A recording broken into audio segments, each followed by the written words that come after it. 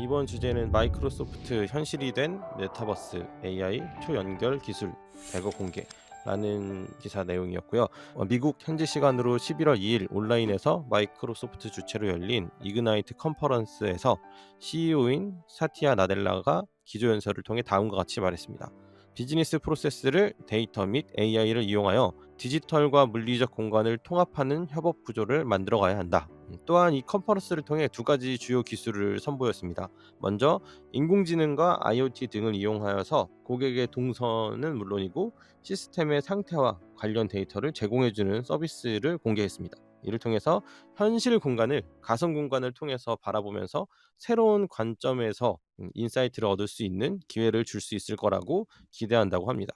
그리고 또 하나의 기술은 특별한 장비 없이도 개인화된 아바타를 생성을 하고 가상 환경에서 협업을 가능하게 해주는 서비스로 더 화려해지고 다채로워진 가상회의 서비스 형태를 공개했습니다. 마이크로소프트는 고객이 애저 오픈 AI 서비스와 GPT-3를 이용하여서 필요한 기능을 구현하는 앱을 개발하는 것부터 그리고 그 안에 컨텐츠를 생성할 수 있는 단계까지 손쉽게 활용할 수 있도록 서비스를 제공하겠다고 했습니다. 나아가서 비즈니스 단위를 기존의 조직의 틀에서 벗어나서 상황에 맞춰서 이제 새로운 팀을 꾸려서 협업을 하기에도 쉽고 서로 안전하고 신뢰할 수도 있는 환경을 제공하겠다고 이야기를 하는 컨퍼런스가 있었다고 합니다. 이러한 가상의 공간과 현실의 공간의 경계가 이렇게 모호해지고 있다라는 그런 이야기를 하면서 현실에서는 법이나 정책 또는 경찰 그리고 보안 시스템 등의 여러 안전 장치나 뭐 시스템들이 있는데 과연 가상의 공간에서도 어느 수준까지 그리고 실제 우리가 현실에서의 받는 그런 안전한 만큼 가상의 공간에서도 안전이 담보될 수 있을까 하는 생각을 하면서 저는 이 기사를 읽었습니다. 상하님과 줄리님은 어떻게 보셨는지 먼저 줄리님께 한번 이 기사 어떻게 보셨는지 여쭤봐도 괜찮을까요? 아무래도 개발자보다는 일반 사용자들이 쉽게 접근할 수 있다는 거에 대해서는 너무 좋을 것 같아요. 이게 네. 정말 팀즈는 이제 일반 사무실에서 MS 오피스를 사용하고 있다면 누구나 사용하고 있는 건데 거기에 음. 가상현실까지 바로 쉽게 들어갈 수 있다고 하면 이거는 뭐 비즈니스 트래블 이런 거 없이도 여러 사람들과 쉽게 얘기를 할 수 있어서 너무 좋을 것 같더라고요. 그 사실 컨퍼런스를 많이 하시는 분들은 뭐 아무래도 '아바타가 필요할까?'라는 생각은 좀 하고 있는데 만약에 다른 음. 팀원들과 그냥 요즘 코로나 시대에 이제 재택하시는 분들은 좀 아바타를 이용해서 약간 준비되지 않는 모습을 보여주는 것보단 좋을 것 같다는 생각은 좀 음. 했습니다. 그리고 여기 그림에 보시면 이제 마이크로소프트 클라우드에 이제 뭐 파이낸셜 서비스, 헬스케어, 뭐 매뉴팩처링 등등 여러 서비스가 있는데 제가 좀 더 자세히 보진 않았지만 이거를 사용할 수 있다면 일반 개인 사업자도 쉽게 회사를 운영하면서 본인의 사업 아이템을 여기에 녹일 수 있지 않을까? 좀 이 방향성은 굉장히 개인한테는 좋을 것 같다는 음. 생각을 했습니다. 네 감사합니다. 상하님도 혹시 기사 보시면서 어떤 생각하셨는지 부탁드려도 될까요? 네, 지금 팀즈 커넥션처럼 이제 조직 간 경계 없이 협업 시대를 열었다라고 하고 또 그런 여러 가지 솔루션들이 많이 있는데요. 이제 좀 아무래도 우리 지구촌에서 좀 선도적인 시스템들 그리고 선도적인 이제 그 조직 경쟁력들을 갖고 가는 업체들이 이렇게 발빠르게 움직이고 있구나라는 생각을 한 가지 하고요.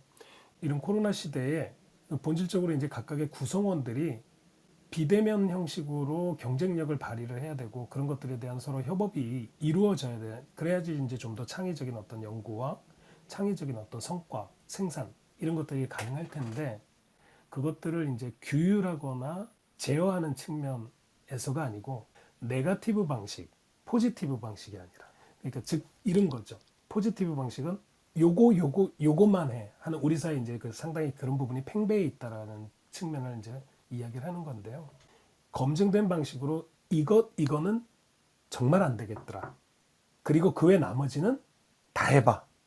라는 이런 문화와 기업 간의 시스템들을 바꿔나가면 훨씬 더 창의적이고 아까 모두에 이야기 드렸습니다만은 추격하는 비즈니스에서 선도하는 비즈니스로 바뀔 수 있는 토양이 되지 않을까 하는 생각이 듭니다.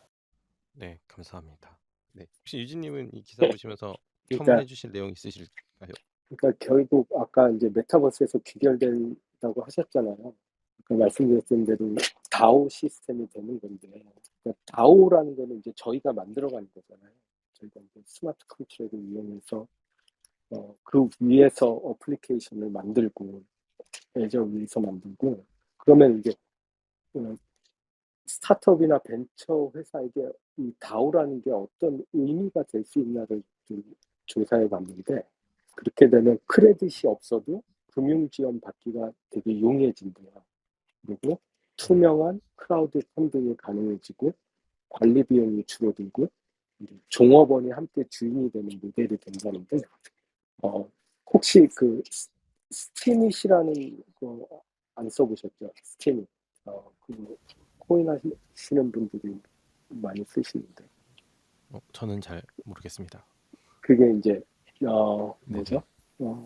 약간 지식인 같은 거거든요. 레딧이랑 그거를 합쳐놓은 건데 지식인 같은 건데 카페 운영처럼 이렇게 글을 올리면은 자기가 돈을 받는 구조예요. 코인 그런 거를 이제 쉽게 만들 수가 있는 거죠. 어플리케이션 저희가 그런 거는 이제 저희가 합의된 알고리즘에 따라서 스마트 컨트랙이 돼가지고 이제 뭐 업데이트 하려면은 저희가 위원회를 열어가지고 합의된 알고리즘을 또 만들어내고 그래서 회사가 자동으로 운영되는 거예요. 관리도 마이크로소프트가 다 해주겠죠. 이제 그래서 이제 이런 페이스북, 카카오톡, 배달의 민족 쿠팡들은 이제 웹 2.0이라 그러거든요.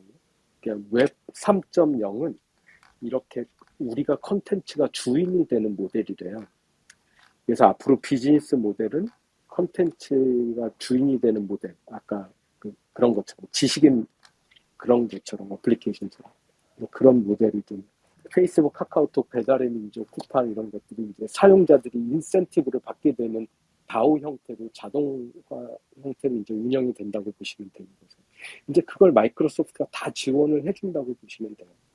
거기에는 이제 파이낸셜 시스템이 움직이는 거죠. 디파이가 움직이고. 벤처 관점에서는 주의 깊게 봐야 되는 게 이제 트랜잭션 코스트예요. 아까 AWS는 인기가 있었던 게 시간별로 투명하게 사용한 만큼 돈을 지불한다 그랬잖아요. 네네. 지금 마이크로소프트는 어떻게 하냐면 아까 최소 단위가 이벤트라 그랬잖아요. 세상에서는 똑같이 마이크로소프트 예전은 그 카프카라는 그 이벤트 엔진을 도입을 하면서 몇 년 전부터 이벤트 단위로 돈을 받는 프로그램이 생겼어요. 그러니까 사건이 생길 때마다 그 트랜잭션을 메타버스랑 똑같죠. 모든 사건에 우리가 인증을 해줘야 되잖아요. 그렇지 않으면 렉이 걸리거든요. 메타버스에서는. 물론 그러면은 돌아가겠죠. 웨이팅룸에서 기다리세요. 트랜잭션 일어나는 동안 그러겠죠. 그 이벤트 트랜잭션, 그러니까 구찌 스토어에 가야 되는 거죠. 예를 들면. 그러니까 바로 이렇게 막 할 수 있게. 그런 식으로 이제 모델을 바꾸겠죠. 그게 다 왜 그러냐면 트랜잭션 코스트가 비싸고 이벤트 트랜잭션 마이크로소프트의 그 기본 단위, 우리를 소비자한테 차지하는 게 이벤트 단위이기 때문에 그렇거든요.